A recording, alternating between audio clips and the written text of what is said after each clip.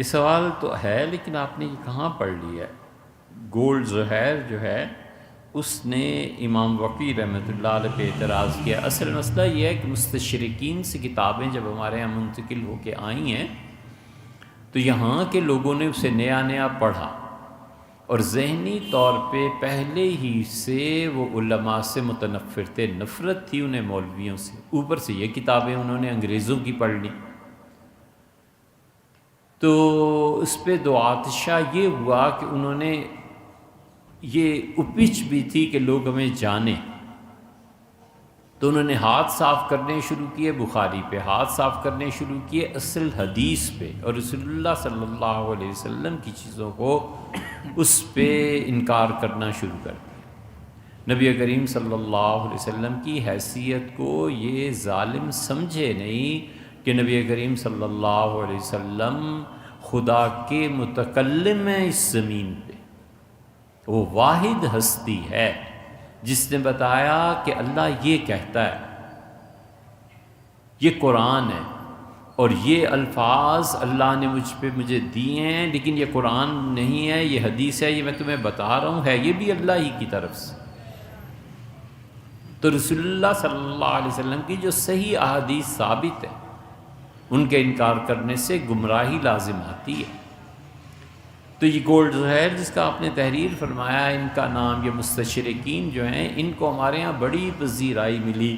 حبیب الرحمن کاندلوی صاحب تھے، اللہ ان سے درگزر کرے، کراچی کے تھے۔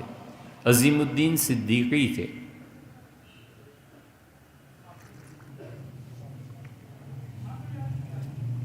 ان سب لوگوں نے کھیل کھیلا ہے۔ مستشرقین جرمن تھے، انگلینڈ کے تھے، لائڈن یونیورسٹی میں اب تک وہ کام کر رہے ہیں، ہم نے خود انہیں دیکھا، ملے، لندن میں آکسفورڈ میں کام کر رہے ہیں، ہم نے بھی دیکھا کیا کام ہے، ملے ہیں۔ یہ سب کے سب حدیث کی جڑ کاٹنے پہ لگے ہوئے۔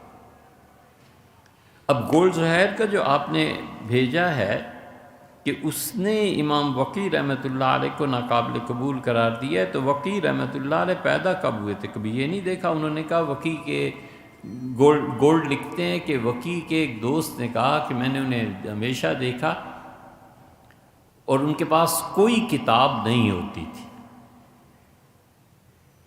مسئلہ یہاں سے شروع ہوتا ہے۔ اس پہ گولڈ کہتے ہیں جب کوئی کتاب نہیں ہوتی تھی اور وہ حدیثیں سناتے پھرتے تھے تو اس کا مطلب ہے حدیث کی تحریر انہوں نے نہیں کی۔ یہ عرض کیا جاتا ہے کہ آپ دیکھیں وقی رحمۃ اللہ علیہ پیدا کب ہوئے تھے؟ 197 ہجری میں ان کا انتقال ہوا ہے، اور یہ وہ دور ہے جب بڑے بڑے محدثین امت کے زندہ تھے، اور امام احمد بن حنبل رحمۃ اللہ علیہ نے اپنے شاگردوں سے کہا کہ علیکم بالمصنفات وقی کی کتابیں پڑھا کرو، حدیث کا بڑا علم ہے وقی کی کتابیں، تو وقی کی کتابیں لکھتے تو ہی تو لوگ پڑھتے تھے۔ اب گولڈ نے ایک کال لے لیا اور اس ریت پہ اپنی پوری عمارت کھڑی کر دی کہ وقی کی ساری روایات ناقابل قبول ہیں۔ بھئی جو وقی نے کتابیں لکھی ہیں، گولڈ نے دو چار مسلمانوں کی کتابوں کو اور پڑھا ہوتا تو اسے پتہ ہوتا نا کہ وقی رحمۃ اللہ علیہ کا حدیث میں کتنا اعلیٰ مقام ہے۔ اب یہ گولڈ زہیر اس قسم کے لوگ، اوپر سے مسلمانوں نے انہیں قبول کر لیا، یہیں سے فتنہ پھیلا ہے زیادہ انکار حدیث کا، اور یہیں سے فتنہ پھیلا ہے اس کا۔ یہ جو ہمارے یہاں جو رسول اللہ صلی اللہ علیہ وسلم کی معاذ اللہ استغفر اللہ ان کی ناقدری اور ایسے الفاظ، یہیں سے یہ فتنہ چلا۔ اسی لیے ہم کہتے ہیں کہ حبیب الرحمن کراچی والے جو تھے اور علامہ تمنا عمادی، یہ سب گمراہ لوگ ایسے ہی تھے۔ عذاب قبر کا انکار اسی لیے انہوں نے کیا۔ معتزلہ کی آراء لی ہیں۔ ہمیں بڑا افسوس ہوا غامدی صاحب نے ان لوگوں کی اتنی تعریف کی ہے کہ انہیں یہ خیال رہنا چاہیے تھا کہ ان لوگوں نے جہاں احادیث اور صحیح احادیث کا انکار کیا، بخاری پہ تنقید، اس پہ تنقید، اس پہ تنقید، ہم یہ نہیں کہتے کہ نقد نہ کریں، بالکل نقد کرتے ہیں، محدثین خود نقل کرتے ہیں۔ امام مسلم رحمۃ اللہ علیہ کی 4 احادیث ایسی ہیں جو امت میں کسی نے قبول نہیں کی۔ امام بخاری رحمۃ اللہ علیہ لکھتے ہیں عمر بن میمون کی روایت سے کہ بندروں نے ایک جگہ ایسی غلط حرکت کی تو بندروں کو ہی رجم کیا، پتھر مارے۔ امام بخاری رحمۃ اللہ کی روایت بخاری میں ہونے کے باوجود محدثین کہتے ہیں امام بخاری رحمۃ اللہ علیہ کو یہاں پر تسامح ہوا ہے، غلطی ہوئی ہے ان سے۔ کوئی اور بات ہوگی، انہوں نے لکھنے میں احتیاط نہیں کی ہوگی، یا اس کا کوئی معاملہ پیش آیا ہوگا، یہ ہوا ہوگا، مگر یہ واقعہ کہیں پیش نہیں آیا کہ بندروں میں بھی بدکاری پر سٹوننگ کی جائے، رجم کیا جائے۔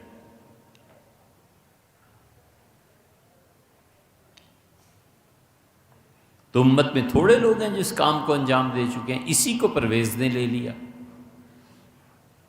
یہ حبیب الرحمن کی تعریف اور فلاں کی تعریف اور فلاں کی تعریف، یہ لوگوں کے ذہن میں یہ بات ڈالتی ہے کہ بہت بڑے بڑے بزرگ ہیں۔ ہم کہتے ہیں فاسق و فاجر تھے، گمراہ لوگ تھے۔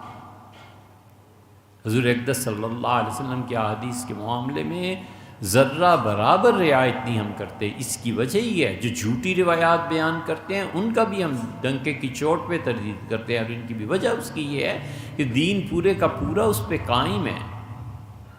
حدیث سے اعتبار اٹھ گیا، اعتماد اٹھ گیا تو گیا اس شخص کا دین۔